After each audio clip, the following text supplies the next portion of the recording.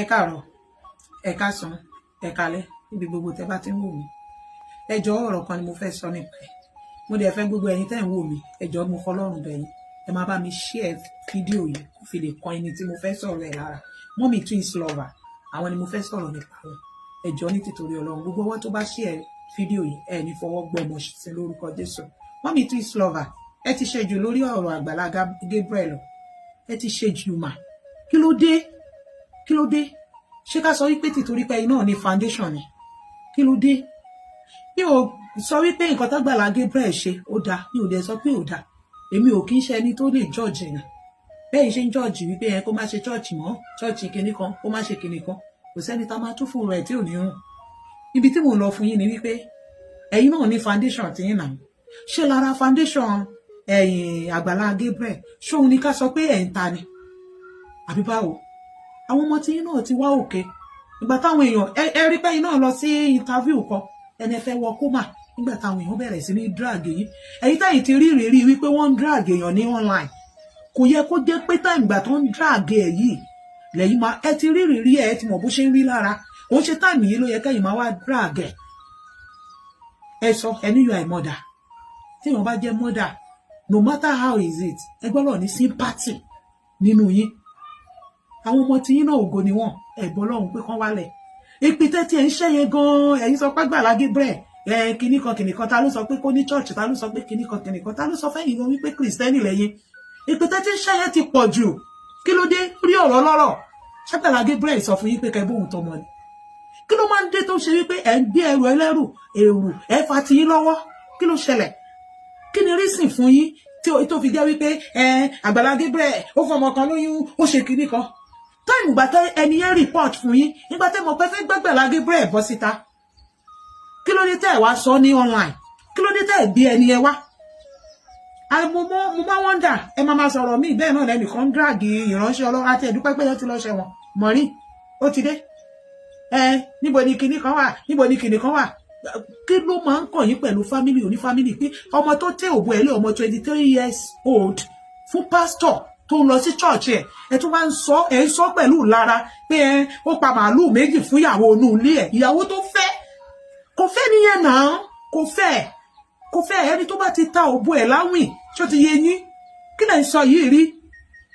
As a mother, ṣé encourage àwọn ọmọ kéékèèké kó máa tẹ́ ìdí wọn lẹ̀ káàkiri, kó máa tóbò wọn lẹ̀ káàkiri ní kọ́tọ̀ máa do wọn káàkiri? Kí lẹ̀ ń sọ yìí rí? Àgbàlá Gabriel ò fẹ́ nìyẹn náà. Ìyàwó Àgbàlá Gabriel ló wà nínú ilé Àgbàlá Gabriel, ẹni tó ń lọ sí church. Ṣé mo oríṣiríṣi nǹkan tí wọ́n máa ń lò lọ sí church ni tí wọ́n máa ṣẹ́jú sí wọn. Àwọn tí wọ́n ń ṣe pastor gan ta bá jókòó lásán ṣáà mo bá wọn mọ̀ sí bọ́n ṣe operate ni.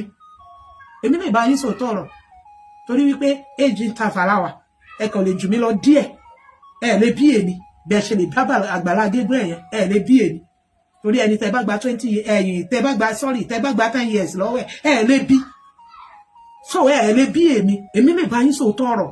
Ó ṣe time tọ́rọ̀ yìí gbóná ìgbà tẹ́ mọ̀ pé ní evidence fún bí èyí ẹ̀ẹ́dẹ̀ pípù kìíní yẹn sọ́kàn. Even tó bá yẹ wípé time gbà tẹ́ ní ọ̀rọ̀ yẹn nínú ẹ ti ń ta ẹ ti láti máa ní determination pé ẹ máa sọ síta náà ní kò tọ́nà why tẹ́ fi jẹ́ kó dìgbà yìí kẹ́ tó jáde fún. Kí ni reason tẹ́ fi jáde fún before this time? Ẹ̀ṣẹ̀ wá ń pé ó bí bèjì ẹ bá ń wò tọ́nà yín ṣẹ́ ni. Ẹ dẹ̀ lè ṣe ní tìtorí Ọlọ́run náà, ṣe bẹ́ẹ̀ ní charity tiyín náà, ṣe bẹ́ẹ̀ ní foundation tiyín náà. Ẹ adopt wọn náà.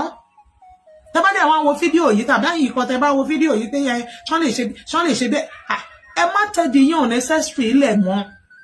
Ṣọmọ 23 years ṣórí ẹ̀ kù ni, ṣé minor ni?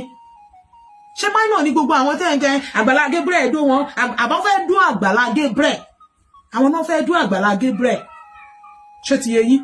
Ó wọ mass ó ṣe kinní kan. Is it not a shame fọmọ 48 years ó máa sọ pé Àgbàlá Gabriel dó òun ọmọ 32 years àbí kí lẹ̀ ń pè? I don't want to know him age.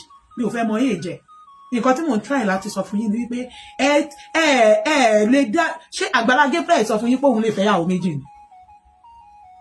So ìgbà tó lóyún yẹn ó fẹ́ bá mọ mi gí o Àgbàlá Gabriel ó fẹ́ bá ta kẹ̀ǹgbè. Even k'Àgbàlá Gabriel má ti bímọ rí. Talk less of ṣé ò rọmọ nínú ilé Àgbàlá Gabriel tẹ́lẹ̀ ni? Ẹ wá ń sọ pé ẹ̀ ń bá Àgbàlá Gabriel tọmọ.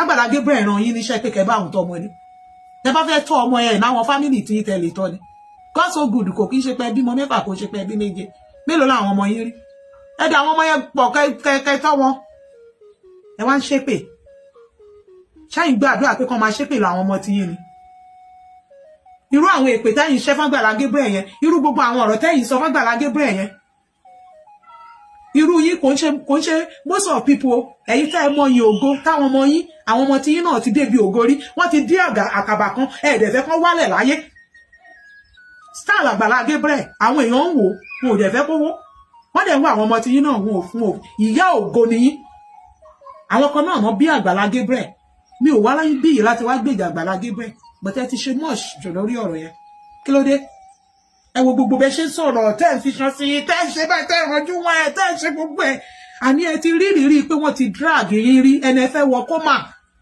so ṣégbà tán drag yín gbà yẹn ṣ'Àgbàlá Gabriel wà lára àwọn tó drag yín ni kí ló dé náà àwọn ò kì í ṣe blogger but mo kàn ń wo show yín bí mo ṣe pity fún yín nígbà yẹn tí mo fàdúrà ran àwọn ọmọ yín lọ́wọ́ bóyá everywhere tán bá ti fẹ́ máa sọ àwọn abusing language sáwọn ọmọ yín mò ń lọ síbẹ̀ mò ń lọ ká kí ló dé kìnnìkan mò ń wọ tí ìfún mò ń wà nínú àwọn kí lorúkọ ẹ̀ ń gbà yẹn ní in fact ọ̀rọ̀ àwọn ọmọ yín ló sọ mí di wípé kí n máa lọ sí TikTok pé okay níbo ló ti ń sọ̀rọ̀ àwọn ọmọ yìí jù rí tó máa gbé mi sínú bus má dẹ̀ máa defend yín mi ò mọ̀ yín rí kò ń ṣe pé mò ń defend yín rí pé kí lorúkọ ẹ̀ pé okay ẹ wo nǹkan tàbí amọ́ máa ti take lórí ọ̀rọ̀ ayé ọmọ láti wò pé kí lorúkọ ẹ̀ kí bàbá yìí tó jáde tó sọ fún yín pé gbogbo nǹkan tí táwọn èèyàn ń wí nípa Àgbàlá Gabriel yẹn ṣé gbogbo ẹ̀ ní 100% ni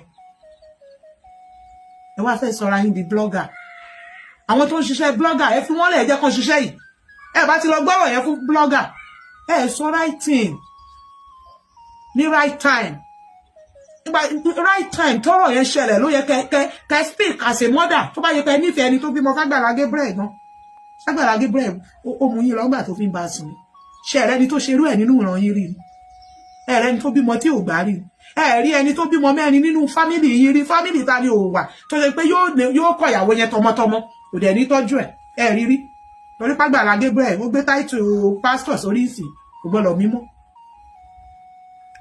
báwo lèèyàn ṣe máa too low tó máa tiẹ̀ ṣe rẹ̀ jágbàjàgbàjàgbà ó dẹ̀ tó rí ìyàwó ẹni yẹn ẹ̀dẹ̀ wo pítì tí wúmà yẹn máa wà lẹ́ni tó mọ̀ tó dẹ̀ tó bá ọkọ ẹ̀ sùn ẹnu lọ sí church níjọ́ tó ń kó ọmọ tiẹ̀ ó lọ sí church pé kò tọ́jú àwọn ọmọ òun ó sẹ́ndí 40 kìíní kan and so fucking what ṣọ́njọ́ sọ̀rọ̀ oyún ni ṣọ́njọ́ sọ̀rọ̀ oyún ẹni tó bá gbé díẹ̀ sílẹ̀ f'Àgbàlá Gabriel yóò tún do kò sí nǹkan kan tó máa ṣẹlẹ̀ gbogbo ẹ̀yin tẹ́ bá ti lọ fi ìdíbẹ Àgbàlá Gabriel tẹ́ ń fi kí lorúkọ ẹ̀bẹ̀ wọ́n máa bá yín sùn lọ ní o kò dẹ̀ sí nǹkan kan tó máa ṣẹlẹ̀ ẹ lọ jókòó jẹ́ mommy twins ẹ lọ jókòó jẹ́ even gan ẹ̀yin gan ẹ ó de Àgbàlá Gabriel ní apology ẹ wá ń sọ wípé kí lorúkọ ẹ̀ báyìí tẹ̀ ṣe gbé sílẹ̀ so ẹ̀ ń gbójọ́ tó máa ṣubú mo gbàdúrà fún yín àwọn ọmọ tí yín ní ò ní ṣubú o n ò ní dúró de àwọn ọmọ yín bí pẹ́ lọ dúró de Àgbàlá Gabriel ìtọ́jú òní yìí mo fi Ọlọ́run bẹ̀ yín ó ti pọ̀ jù kí ló dé.